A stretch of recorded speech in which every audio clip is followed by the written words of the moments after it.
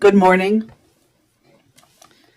and welcome to the Region of Queens Municipality Special Council, Monday, April 29th, 2023. It is 9 a.m. I'd like to call the meeting to order. I have one item to add to the agenda, and it is number 3, discussion, which makes number 4, 2024-2025. The budget becomes number 4. So the discussion is regarding Milton Pool. So if there is a mover to approve the agenda, moved by Councillor Brown, seconded by Councillor Gidney, all those in favor, passed. And CAO Joji would like to start the discussion regarding Milton Pool. Yep. And Director Grant, and perhaps Director Roberts. So I'll just kick things off, and then the real experts are at the table now, so they can answer any of the particular questions. So just to update council, when we were discussing the budget before, obviously council's aware that there were some serious issues identified at the Milton Pool. So council set aside some money, or was going to set some money aside in the draft budget. I did get ahead of that, and we did hire someone to come in right away and give us an assessment on what the repair cost was.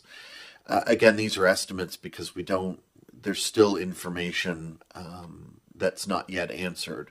But we know that the budget to repair the pool is at least 100,000, probably 150, and it could possibly be more. The turnaround time would probably be in the 12-week range, but that could be later. We really probably wouldn't be any sooner than that. And that would repair the existing pool as it is, and get us going there. But again, that's not really a guarantee. And so there was questions around this topic related to the budget. And I know that there's money in the budget for the Milton Pool. There's also staffing positions. And so we are at the moment suggesting to leave the money in the budget. I want to explain why. One is, if we did manage to hire that many lifeguards, which I'm not sure we can, but if we did, we could, for example, staff can go away and come up with a mitigation plan. Maybe we would put another lifeguard at North Queens and extend the hours, or maybe we'd get some help at Beach Meadows, not as a lifeguard, but as someone familiar with water safety. There could be different ways to mitigate that. And so, there are other options. Again, I don't want to talk about them now because I'd like to go away and do some research, but staff do feel that there are alternative delivery methods available to us, and we'd want to bring back a report on that topic. So we're not suggesting that you remove basically about 40,000 in the budget for the Milton Pool, although that is obviously council's prerogative. And both the directors here, they can answer some questions a bit more specific, but again, we don't have a lot of the details at the moment, but they can answer any other questions council may have. So basically, in fairness to staff who may be considering lifeguarding at Milton Pool, I believe that we need to give some direction as to whether or not that money is going to be expended, understanding that if it were, it would be basically to have a pool for one summer 25. And so council need to think about the fact that that's a considerable amount of money for one summer. We know that the pool, built in 1967, has been failing in various ways over the years, not just with the tank itself, but with equipment and other things. And we've been keeping it together with Band-Aids, so they say. Well, is a figure of speech. So is it important to consider spending that much money knowing that other things could fall apart? Or should we just bite the bullet and make the decision that Milton Pool has passed its useful life and instruct our CAO to speak with the Milton Community Association in the coming times? As we all know, the pool was deeded over to the municipality by the Milton Community Association. And at the time that the Region of Queens is no longer using the pool, then the deed reverts back. However, Milton Community Association may want the Region of Queens to keep the entire property, the playground, who knows. So those are points for another day, but our decision today is whether or not to consider spending monies to fix the pool, knowing that it would be money spent for one summer. So I open the floor to discussion. And Director Adam, Director Grant, and Director Roberts are free to answer any questions you may have. So who would like to speak first? Councillor Muse. Just Director Grant, if you could tell us what is going on with the pool. So you remember last summer in July we had a tremendous amount of rain, came in a very short period of time. I think we've all seen the photo and video that the pool and surrounding area was inundated by the river pretty quickly. It took out the liner at that time, excuse me, as well as some subsurface works with regards to the pool. So we began working immediately, trying to procure a liner to replace that, get it back in before the winter season. Unfortunately, the liner didn't arrive till I think it was mid to late December. By that point, we had winterized what equipment we could and crossed our fingers, did what we could to try to protect it for the sake of the winter. Unfortunately, this spring when we took the cover off, the liner had been eroded out further. The mortar bed was completely removed again. And now we have less confidence than we did in the fall, basically, on what's there to work with. It kind of brings us to the point that we're at right now.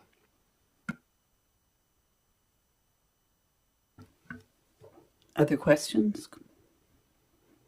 Councillor Brown? It doesn't look like we're going to get this season out of it regardless of what happens. I mean, the time frames are looking that we would be into August before potentially would a best case scenario to open. Is that correct? Yeah, I think that's fair. Best case scenario, if everything goes great, August. If anything slips at all, I think we lose a week pretty quick, and then that season gets real short, real fast.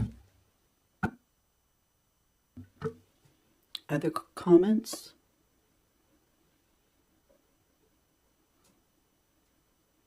Councillor Brown, continue. Yeah, I think from the information we've gotten, the pool is past its useful life. It's, we're not going to get this season out of it. And realistically, if we added money in the budget to repair it, we'd be taking that out of the accumulated reserve rather than raise the tax rate to fix a pool for 2 weeks this season. So I think, we've got a lot of time that we can look at what we're going to do with the pool. If the new pool build is significantly delayed and we want to add 1 or 2 seasons to the Milton pool, we have that option later in the year to go that route, or if we have to take something else, and that money will come out of the accumulated reserve. So I don't think it's something that we have to definitely decide on today, but it doesn't look like we're going to have a pool this year in South Queens. I think from what CAO Jodry said, leaving the money in the budget, having the staff, that way we can guarantee full staffing at North Queens, and we have at least one pool. We have the option, maybe looking down the road, of hiring Queens County Transit to take people to North Queens for swimming lessons, so that we can, we can continue our programs with the one pool we have and maximize the use of it. Yeah, that's the way I would like to see it go myself. Thank you, Councillor Brown. Other speakers? Deputy Mayor Fancy. Of course, we knew after this last rainfall that we had serious issues, and to try to resolve these, it's going to be very, very costly, as we know. I think we were talking about the 100 to 150,000 minimum to start with. It's always that hard decision because you don't want to leave our people without an opportunity to swim. We are advertising right now for the Milton Pool for lifeguards, so we don't want to continue to even make people feel that there is something there and that all of a sudden it's not there too. So we don't want to give false impressions. With the grants that we were advertised with here, or was talked about the other day from Minister Maslin, where we have potential money for a new pool. But that wouldn't be coming this year or even next year. So it would be we without a season. When no, we're losing this season, it would be this next season, which would be the concern of where we were going to go. It'd be interesting to have that conversation of where we can be able to help fill the voids. And I think that, as Councillor Brown has said, that with being able to go to other spots, like putting maybe an extra lifeguard on at North Queens or going to LCLC is great. I know that years ago, and I don't know if that's still a possibility, I think it was called Mobile Aquatics, where we use different places in the community to be able to use their pools, or maybe it could be even working with Best Western or White Point, that we could be able to hold hours open, because not everybody is going to want to travel to North Queens or to Bridgewater. I think there needs to be some way of trying to find something here where we could be able to hold something open to, but that's a further discussion as we go forward. So yes, I'm in agreement of leaving the monies in there, because there's something that has to be done, and we just don't want to feel like we're saying, hey, we're shutting this down and we're having nothing. So that further discussion is got to take place, but putting the extra money in, we're shutting down for the season, and we're just going from there, I guess, and seeing where we're going. That's what I'm taking from this. Other comments? Councillor Romero? Deputy Mayor Fancy and I are on the pool committee, and we've been working very hard to get this pool situation situated. We know that the pool is in rough shape in Milton. It's very old. I think we do need to leave the money in there, though. Maybe we can possibly work with Queens County Transit to take people out to North Queens for swimming lessons, and as Deputy Mayor Fancy said, also maybe work with White Point and Best Western. I think that's a great idea, but realistically, the pool probably will not be up and running until the year of 26. And it's unfortunate that we'll have 3 years down with this pool, but I don't see any other way. Thank you.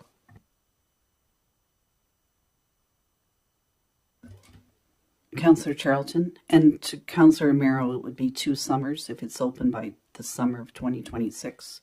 So we'd be 2 summers without. I think you referenced 3. Councillor Charlton? Thank you.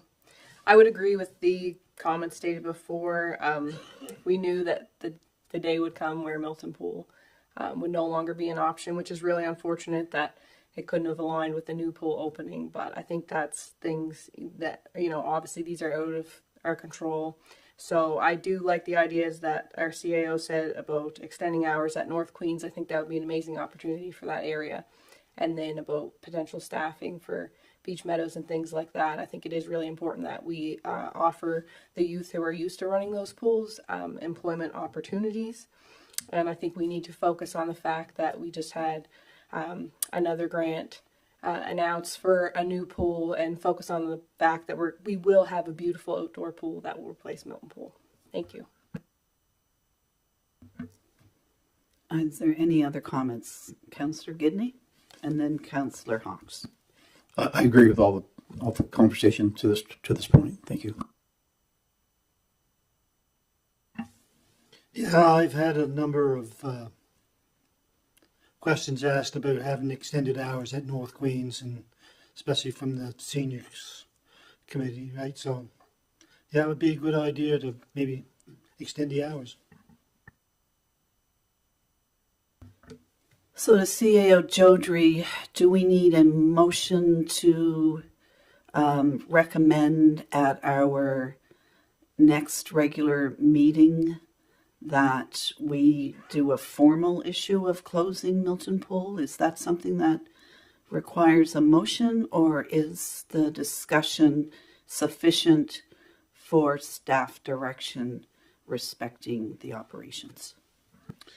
Yeah, without adding additional money in the budget for any type of repair, then it's clear where things are going. So we'll bring back a report as soon as possible to council about sort of next steps and remediation as we sort of flushed that out. I just can't. I hope that that'll be the 14th. I just can't guarantee it at the moment. So no motion required at this point. I think it's clear that we need to bring back more information for council for us to talk about sort of both remediation of the pool, the process, and then sort of what's the interim measures we can do to support the community in the short term. So I guess my main question is, we are currently advertising for staffing for 2 pools. And so if I was a young student looking for employment at a pool, I think basically we can tell our potential staff that Milton Pool will definitely not be open. That's my question. That I think we need to make that very clear, that Milton Pool will not be open. However, we are currently seeking staffing positions at North Queens Pool, and wouldn't it be wonderful if we have many and are able to extend, because that is a lovely pool in Caledonia, and have longer hours at Caledonia for things. So with that direction, is that sufficient for our recreation director? Yeah, so I don't think we would make it clear to anyone applying for jobs that the Milton Pool was clearly not opening this year, but that we were still exploring alternatives. And if we do get applications, and we can have that discussion with those candidates at that point. And the one commitment I can make to council is if we hire staff for a summer job, they will stay employed for the summer, 100%. We'll find things for them to do as part of the alternative delivery method. That's very good, because we certainly do not want to run in the situation we ran into last year. Councillor Brown, and then Deputy Mayor Fancy. Yeah, I've got a question for Director Roberts.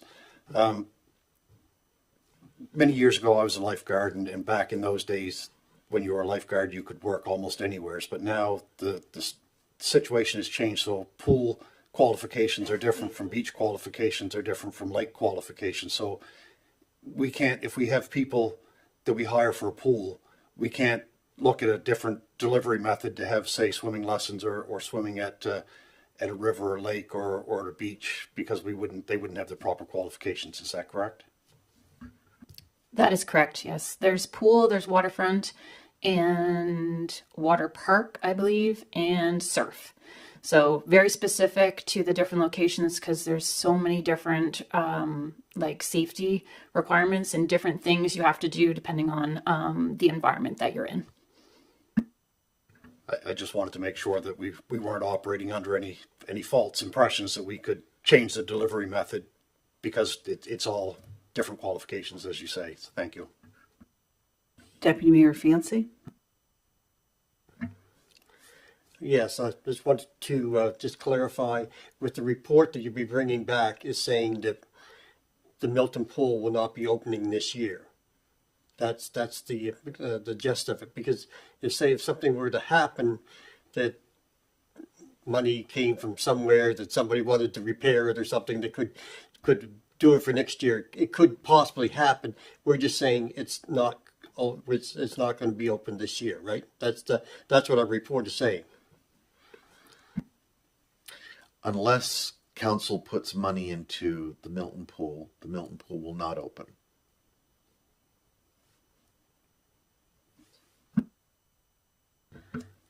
Any further discussions on this item? Hearing none. We will move on to what is now item 4, 2024-2025 budget. So we've thoroughly reviewed this at our last meeting. There were additions made. After our last meeting, we added the tax exemption bracket increase of $10,000. And because we added that expenditure, we then correspondingly placed in a $10,000 from our accumulated surplus to balance the $10,000 rather than a tax rate increase. And Friday's announcement of a pool project of $2,200,000 has been added. If you look at the capital budget, I believe council is in favor of adding this to the capital budget. So we just need to have a short discussion about adding the pool project to the capital budget, as that changes that, and we've not publicly or formally discussed adding that to the capital budget. So before we approve the capital budget, we just should have a quick discussion if there's anyone opposed to having added that to the capital budget plan for 24-25. Councillor Charlton. I think that after our conversation about Milton Pool and the problems with that, it's important that this be on the 2024-2025 capital plan so our staff can move forward in the most timely manner with this project. It's amazing that we've just been given $2.2 million from the provincial government. Our MLA is working very, very hard for us. And this was always a bit of a struggle for us to try to figure out how to make this affordable for all. And we have $2.2 million from provincial funding, along with $3 million from an anonymous donor. So this makes this much more manageable for us. So I have no problems with that. Councillor Brown. Yeah, I think we probably should have started this with the recommendation before we start our discussion. That's a good point, if you'd like to make that recommendation. Okay, I guess my other question is, we have a lot of parts to the recommendation. Do you want them all read at once, or do we want to take each one separately as we go? Each one's separate, but since we are starting discussion with the capital budget, just read the second motion down that deals with the capital budget. May. The first one should be the receive the budget report for information, because other motions later talk about approving the operating budget or the capital budget as presented. So just procedurally, you should receive this report for information. It's the third page in on your budget package. Councillor Charlton.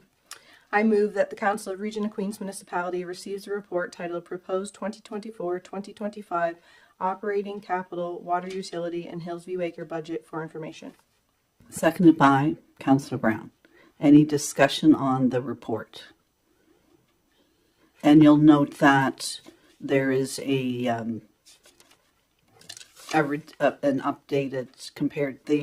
Unfortunately, the agenda had a slight error in it for the reserve balances. So everyone now has the new reserve balance sheet, and they're also included with our agenda packages at the door. So it's been moved and seconded. All those in favor? Contrary? Passed. So now we can get back to the main motions. CAO Jodry, is it okay to do the capital budget as presented, as that is the item we're currently discussing?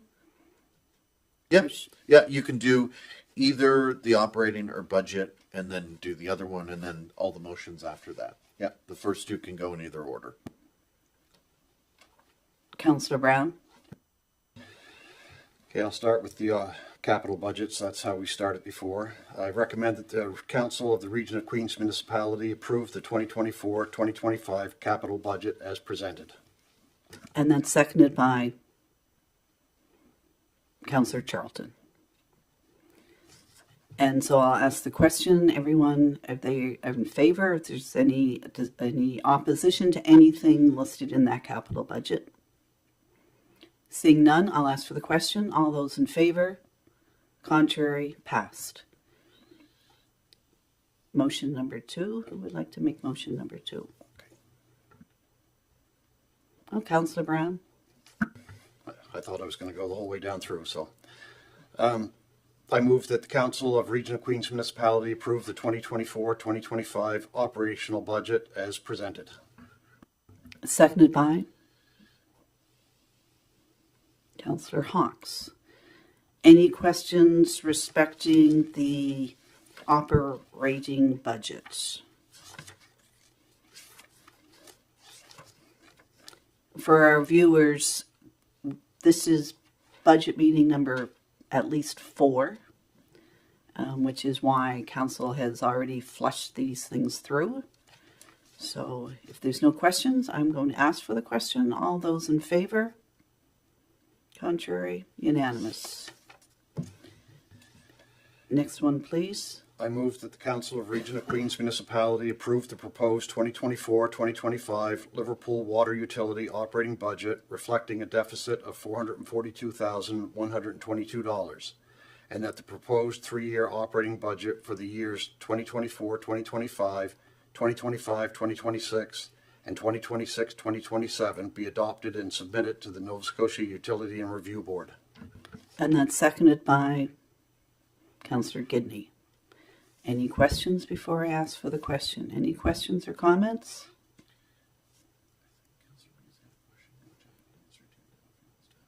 Councillor Muse, did you have a question? C.A. Joju said you may have a question. Do you want to ask that question again? You were asking me about.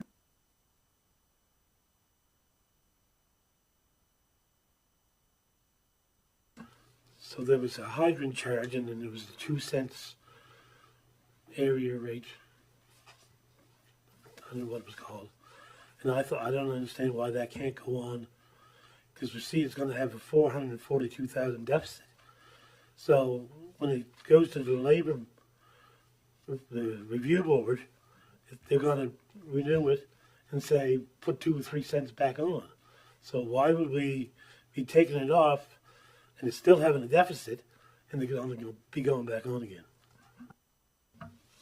Yeah, great question. So I did dig into that question, and so a couple things. One is the UARB sets the total amount of money that the property payers serviced by the hydrants have to pay, and then we sort of divide it up based on the assessment. So that's a mandated amount that's set, and then we sort of divvy it up from there. So we can't change that now because that's a UARB mandated rate. Then, but I think the larger question, which maybe is what I think you're getting at, is about the fact that there is an overall operating deficit, and then how do we deal with that issue? So what I've been told is there was sort of a there was dollars for the water utility had money, and so it's sort of been financing its loss or deficit, if you will. And that's really the reason for us to get this now in front of the UARB right away, is for them to look at this 3-year budget and then determine the rates from there. And obviously they can't, I don't think they'd set rates that the utility would just lose money. So something would change after that, for sure. But right now, the utility is able to finance its own debt through its own savings. So we haven't had to borrow, the utility hasn't had to borrow money yet, but so that's why we need to file with the UARB sooner rather than later. Does that answer? Basically, we can't change the rates. That's why the projected budget shows as a deficit. But the UARB is likely to recognize that issue and intervene. You say you can't change the rates, but you're taking 2 cents off. So Yeah, that's the area that's serviced. So we're not changing the rate. That's the UARB saying the rate is changing. We're implementing their existing decision. So it's on a 3-year cycle. So we can't change the rates without them saying yes. That's both the hydrants and the rate for the actual water itself as a customer. Councillor Brown. I think some of the discussion, it sounds like the 2 cents that we're lowering for the town of Liverpool, Area 13, was previous debt that they had pre-amalgamation that's paid off. That's not to do with the water utility. That's their overall operating debt. So we can't add that money back in to cover the water utility debt because it's not approved by the UARB. We have rates set, so we can't just reallocate money without approval from another level of government who sets that rate for us. Yeah, both the hydrant amount the utility is compensated for and the rate of the water consumption are rates the UARB sets. Absolutely. So we now need to take, once this budget is approved, we'll take that to them and then they'll determine the rates from there. Councillor Charlton. Thank you. Yeah, I was just going to note that those are two very much separate things because I feel like it's getting confused about the District 13. That doesn't have anything to do with the water utility, correct? No, it does, because those who benefit from proximity to the hydrant, so District 13, pay the water utility, whether they're using the water or not, they pay the water utility to make a hydrant available. So it is connected because they may not be a consumer. I mean, they probably are, but they may not be a consumer of it. But there's the hydrant charge, and then there's the water consumption charge. One's the consumption is for users. The hydrant is for anybody who benefits from proximity to the hydrant. Councillor Brown. Yeah, I think I'll just go back and maybe clarify what I was saying before, that the 2 cent reduction for Area 13 is not a reduction to the water rate. I think that's what Councillor Charlton was trying to say, is those are completely separate issues and we can't take that money and just cross it off to get rid of the debt because they're completely separate pots of money. Are we all fine on that now? So back to the question. Any other questions respecting the Liverpool water utility budget? Not, I'll ask for the question. All those in favor? Contrary? One contrary. Motion respecting area rates for assessment district 5 and 6. Councillor Brown. I move that the Council of Region of Queens Municipality authorize the levying of a 4 cent area rate in assessment districts 5 and 6 to be provided to Brooklyn Recreation Committee. And that's seconded by Councillor Amero. Any questions, any comments, Councillor Amero, you'd like to make? I'd just like to say that this area rate does a lot for Brooklyn. It looks after the Brooklyn Community Hall, the Hank Snow Playground, the Brooklyn Waterfront, and the other little walking trail, I guess that they call it.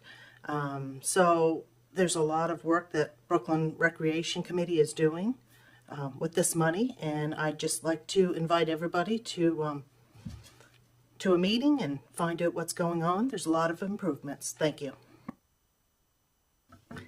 Thank you, Councillor Amero. And many other areas upon amalgamation returned all their assets to the region of Queens, such as Tupper Park and the blacksmith shop and all those places which every taxpayer in the region of Queens now pays for. And in Brooklyn decided to keep their assets, their village assets, and formed a recreation association. So in a way, it's sort of similar to Milton, but not quite, because actually, I think probably less money is going toward those parks, and had those parks been turned over to the region of Queens. So area rate, they have the area rate meetings, and they are overwhelming in favor of this rate. So on that note, I'll ask for the question. All those in favor? Contrary? Passed. Unanimous. And now we have the Brooklyn Cemetery Committee.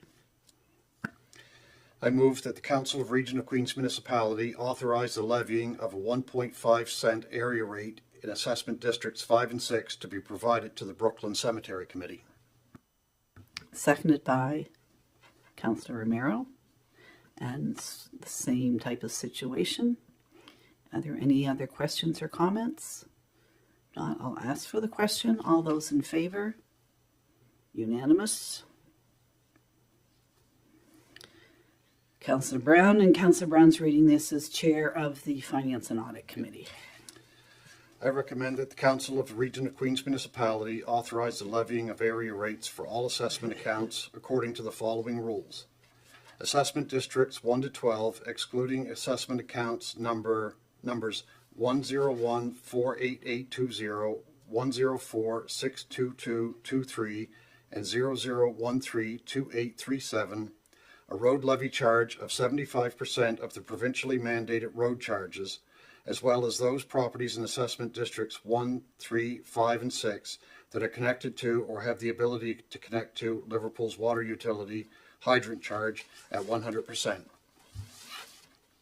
Assessment District 13, as well as assessment account numbers 101-48820, 104-62223, and 00132837, debt charges for Assessment District 13 at 100%, roads, streets, and sidewalks expenses at 75%, engineering and public works equipment expenses at 75%, Liverpool street paving expenses at 100%, and Liverpool water utility hydrant charges at 100%.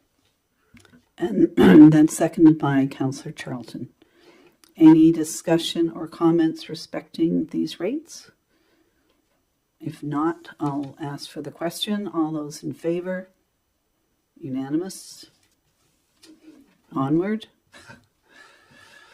I recommend that the Council of the Region of Queens Municipality authorize the levying of the following tax rates for Assessment District 13, as well as assessment account numbers 101-48820, 104-62223, and 00132837, effective April 1st, 2024. Residential and resource base rates of $1.04 per $100 of assessment, plus an area rate of 85.5% per $100 of assessment for those properties connected to or have the ability to connect to Liverpool's water utility, or 76 cents per $100 of assessment for those unable to connect to Liverpool's water utility. Commercial base rate of $2.14 per $100 of assessment, plus an area rate of 85.5 cents per $100 of assessment for those properties connected to or have the ability to connect to Liverpool's water utility, or 76 cents per $100 of assessment for those unable to connect to Liverpool's water utility. And that authorized to be given to levy the following tax rates for assessment districts 1 to 12, excluding assessment account numbers 101-48820, 104-62223, and 00132837, effective April 1st, 2024. Residential and resource base rates of $1.04 per $100 of assessment, plus an area rate of 3 cents per $100 of assessment for the provincially mandated road charge, and on all assessment accounts in assessment districts 1, 3, 5, and 6 for those properties connected to or have the ability to connect to Liverpool's water utility, 11 cents per $100 of assessment. Commercial base rate of $2.14 per $100 of assessment, plus an area rate of 3 cents per $100 of assessment for the provincially mandated road charge, and on all assessment accounts in assessment districts 1, 3, 5, and 6 for those properties connected to or have the ability to connect to Liverpool's water utility, 11 cents per $100 of assessment. commercial seasonal base rate of $1.61 per $100 of assessment, plus an area rate of 2 cents per $100 assessment for the provincially mandated road charge. And that was a mouthful. And that is seconded by Councillor Romero. Any questions respecting the various commercial and residential rates? Understanding that the big difference are those within the Liverpool area who are paying area rates and such, and the ability to connect to the utility. Any questions? If not, I'll ask for the question. All those in favor? Thank you. And the final motion. Just say I'm glad this one's a short one. I move that the Council of the Region of Queens Municipality establish June 1st, 2024 as the due date for all property taxes, with no interest being charged for any taxes being paid on or before June 30th, 2024. And that is seconded by Deputy Mayor Fancy. So while the bills will be in people's boxes within the next few weeks with a due date of June 1st, there is no interest charged if any of the taxes are paid on or before June 30th. Any questions? If not, I'll ask for the question. All those in favor? Contrary? Unanimous. And on that note, the meeting is adjourned. Thank you.